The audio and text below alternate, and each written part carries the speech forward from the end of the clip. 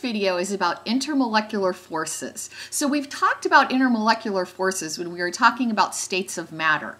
And I just want you to remember that these are forces that exist between two molecules. The key word is between. So they're generally attractive forces, and they're all based on the idea that opposite charges attract. So a positive and a negative will attract one another. So first of all, I think we need to review what causes this separation of charge within a molecule. And it's called electronegativity.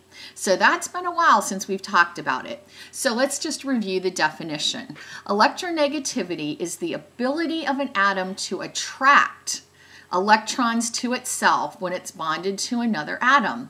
Now, the most electronegative atom on the periodic table, the one that can attract electrons to itself when it's bonded to another atom, is fluorine. And this should make sense. Fluorine is a halogen, and it needs one more electron to have that stable noble gas electron configuration. And also, fluorine is pretty high on the periodic table, and so you still have that nuclear charge pulling things in as well, that positive nucleus. All right, the most electronegative atom is fluorine, and so here we show what this kind of looks like. So here's hydrogen. These are the electrons that are shared between the hydrogen and the fluorine. So this is our covalent bond. These are electrons, but fluorine can pull those electrons. It's almost like a tug of war where fluorine is winning the whole time. It can pull on those electrons more, and electrons are negative, and so fluorine gets that partial negative charge. That's what this little delta thing is, leaving hydrogen slightly electron deficient, and it has a slightly positive charge. So now we have a molecule that has charges, and these intermolecular forces are going to be these charges attracting one another between two different molecules. So let's just review the electronegativity trend. On the periodic table, as you go from left to right, electronegativity increases, and as you go from bottom to top, electronegativity increases. So right there, that's fluorine. It is the most electronegative element. You need to remember that. So when you go left to right, when you get to fluorine, it's the most electronegative, and bottom to top. So the really big, the really electronegative elements are things like nitrogen and oxygen and fluorine. So when I see those atoms, I'm thinking, ooh, they're going to have a partial negative charge, because they're really pulling hard on those electrons. All right, so a polar molecule. Polar means that it has partial positive and a partial negative charge, and that's due to unequal sharing of these electrons, and that's caused by those electronegativity differences. So here we have a polar molecule, and water is very polar, so keep that in mind as well. Oxygen, that was one of those really electronegative elements. It really attracts the electrons, so it'll have that partial negative charge. And then here our hydrogens will have these partial positive charges. So again, we've got this molecule that has positive and negatives. Although it's not a full positive and a full negative charge like an ion, it does have partial charges. In contrast, non-polar molecules do not have charges because their electrons are shared completely, they're completely equal. And that can be due to the same electronegativity of the two atoms bonded together. So down here we look at H2, and the electrons are shared equally, and so there's no positive and no negative partial charges on the molecule. You can also wind up with a non-polar molecule when you have an equal distribution of the positive and negative charges, and we're going to look at that more in detail when we look at some Lewis structures. Okay, so why are we even worried about these intermolecular forces, or IMFs? Well, physical properties like boiling points and melting points are influenced by the intermolecular forces. So that's why we're interested in them right now. If you've got really strong intermolecular forces, it's going to be hard to turn that liquid into a gas. Okay, if you've got really strong intermolecular forces, it's going to be hard to get those solids to melt into a liquid. All right, well, it's time to talk about the 4 types of intermolecular forces. And so there's dipole-dipole, ion-dipole, London dispersion, and hydrogen bonding. So we're going to talk about the 4 of these in the remainder of this video. First of all, dipole-dipole forces, they are the attractive forces between polar molecules. So again, remember, a polar molecule has that separation of charge. Here we've got, iodine bonded to chlorine. Chlorine's more electronegative. It's pulling on those electrons. Chlorine has the partial negative charge, leaving iodine with a partial positive charge.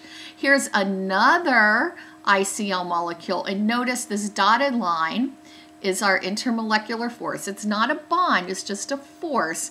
It's what's holding one molecule, in the vicinity of another molecule. And we've got the positive and the negative attracting. All right, so dipole-dipole forces are 4 polar molecules. Now, an ion-dipole force is the exact same thing as a dipole-dipole force, except that it's between a polar molecule and an ion. So remember, a polar molecule is going to have a partial positive and a partial negative end to it. And then an ion, if it's an anion, is going to have a full-blown negative charge. So as you can see here, it's going to be attracted to the positive end of our polar molecule, where a cation with that positive charge would be attracted to the negative end of a polar molecule. London dispersion forces sometimes are just called dispersion forces, and they are found in all molecules, whether they're polar or nonpolar. And it's going to depend on the molar mass. The bigger something is, the higher the molar mass, the greater the dispersion force. But wait, how can something that has no separation of charge, like a nonpolar molecule, have these positive and negatives or these attractive forces? Well, let's look at a quick animation of dispersion forces. This was, here we go. So here we've got iodine, and it's I2, it's diatomic, and they have this iodine has the same electronegativity as that iodine, and so there's no separation of charge. Well, what's going to happen is that electron cloud, and that is represented by this blue area around here, it's going to just momentarily get distorted. In other words, more electrons are going to be concentrated on one end of the molecule than another. It just happens. It's called an instantaneous dipole. And when that happens, it will influence the electron cloud on nearby molecules. So let's go ahead and look at this animation. Okay. So these molecules, look what just happened. Okay, now, see this blue? We got a little more blue around this iodine than that iodine. So we've got this partial negative charge here. And then this molecule is like, whoa, I'm getting my electrons over here. And then this is getting that partial positive charge. It just happens. Now remember, dispersion forces, the larger the molar mass, the greater the dispersion force. And it's all based on how big that electron cloud is. Big electron clouds tend to distort more easily than small electron clouds. Okay, so let's replay this just one more time. How do dispersion forces happen? Well, your electron clouds get distorted, and you get these partial negative and partial positive charges. Okay, so let's go back to, oh goodness, there we go. All right, so here in a nutshell is what dispersion forces are. It's an instantaneous dipole moment. It's caused by a distortion of the electrons in the cloud. The electrons repel each other in neighboring atoms because remember, opposite charges attract, but like charges repel. And there's kind of a fancy word for this. It's called polarizability, and that's just how easily it is to distort the electron cloud. And higher molar mass means they are more polarizable. Okay, now our last type of intermolecular force is hydrogen bonding. I know you heard about this a lot in biology class. It's a special type of dipole-dipole force. And, well, as the name implies, you must have a hydrogen, but that's not quite enough. the hydrogen must be directly bonded to, directly attached to a nitrogen, a fluorine, or an oxygen. Now these three molecules, you should, goodness gracious, what's going on? There we go. Sorry about that. The nitrogen, the fluorine, and the oxygen, they should just be screaming to you, I'm very electronegative, because those are the ones that have the highest electronegativity. So when hydrogen is directly bonded to those, that is exactly what happens. You get hydrogen bonding. All right, I like to say that hydrogen bonding is fun. F-O-N. Hydrogen has to be directly bonded to a fluorine, an oxygen, or a nitrogen. Well, I've been wanting to go to this slide a lot, it looks like. And there we can see those little dotted lines in here. Those are the hydrogen bonds between the water molecules. And so it's between that electronegative oxygen that has that partial negative charge and then the hydrogen and another water molecule that have the partial positive charge. Okay, hydrogen bonding is what holds the double helix together in DNA molecules.